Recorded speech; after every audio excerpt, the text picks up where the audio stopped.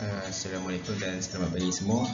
Okay, hari ini kita akan teruskan kelas kita untuk topik yang seterusnya, iaitu dalam modul 02 melaminat kayu bagi subtopik yang ke-8 yang cikgu highlight ni, yang warna merah tu, iaitu mengenal pasti keadaan komponen kayu padu berlaminat.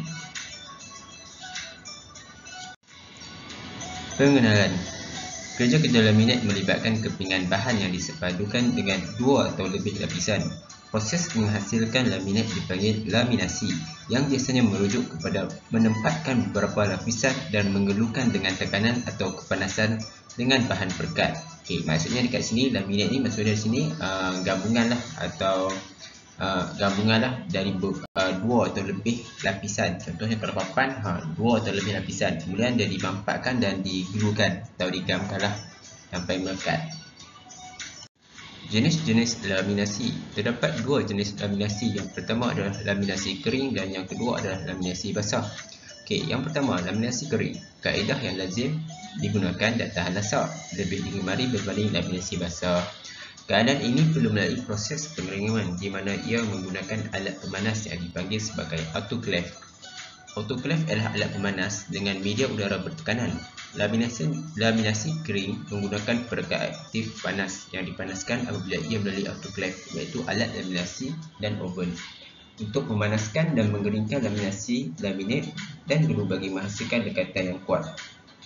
Laminasi kering dilakukan dengan cecair perekat atau glue diaplikasikan pada satu substrate dan dikeringkan terlebih dahulu dalam oven sebelum laminasi berlaku. Semasa proses pengeringan, sebarang solvent yang digunakan akan meluap ke atmosfer. Apabila solvent dinyahkan, lapisan glue yang kering ini mampu melekat substrate antara satu sama lain. Dekatan biasanya diperolehi semasa suhu tinggi.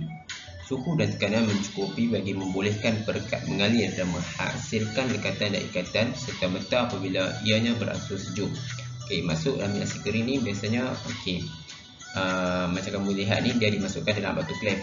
Okey, tapi dia akan digamkan terlebih dahulu. Kemudian dia akan dibiarkan dalam suhu yang tinggi. Suhu tinggi maksudnya dalam keadaan panas untuk dia nak pastikan bila panas gam tu kering dan melekat dengan kuat. Itu yang dimasukkan dengan laminasi kering.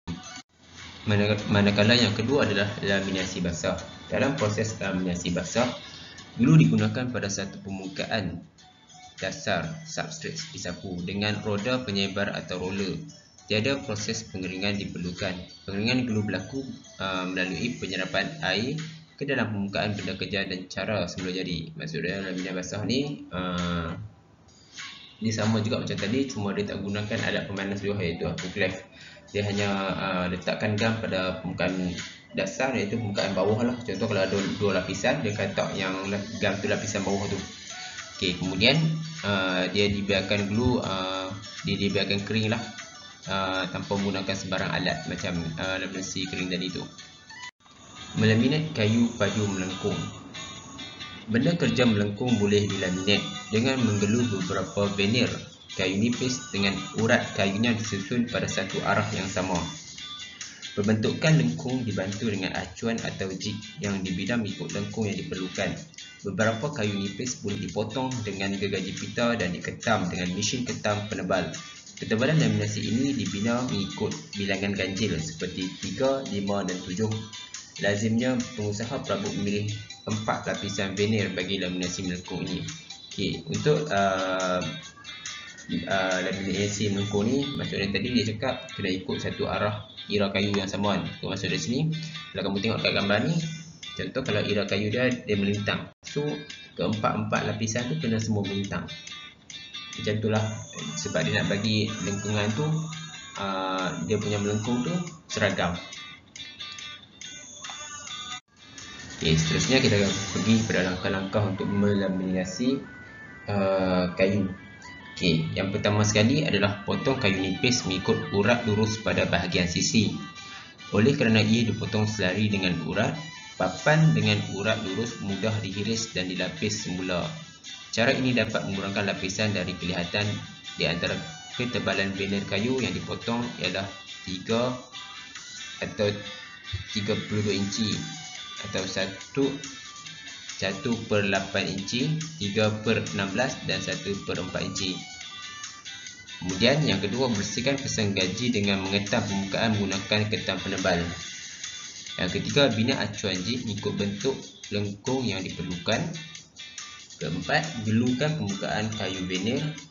Kelima, susun veneer dengan urat kayu pada arah yang sama dan tempatkan pada acuan unit bawah atau atas. Kemaskan kedudukan veneer. Okay, macam kamu lihat tadi, macam kamu lihat dekat gambar ni. Okay, macam biasalah tadi dia suruh susun urat kayu tu dalam satu arah yang sama. So kemudian dia akan susun lah. So dia akan buat lengkung dekat ni, acuan ni. Okay, seterusnya langkah ke-6 iaitu suapkan susunan veneer ini pada ruang tekanan hot press.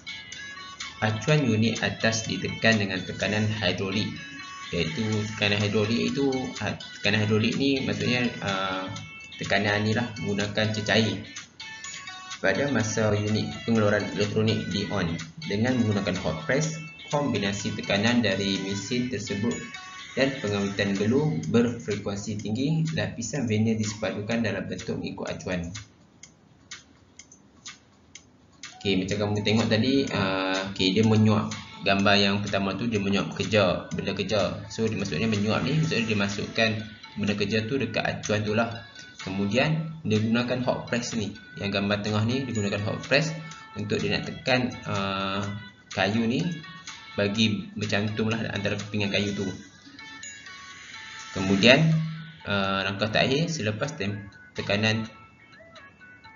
tempoh tekanan tamat, tekanan dilepaskan, acuan unit atas dikeluarkan, kepingan laminan dialihkan. Okey, macam gambar terakhir ni, bila dah dikompreskan, ditekan lah oleh mesin hot press tu sampai masa dah tamat, kemudian tekanan akan dilepaskan lah. Maksudnya nanti mesin tu akan terangkat. So kita akan alihkan lah papan tu daripada acuan tu. So maksudnya kerja dah selesai.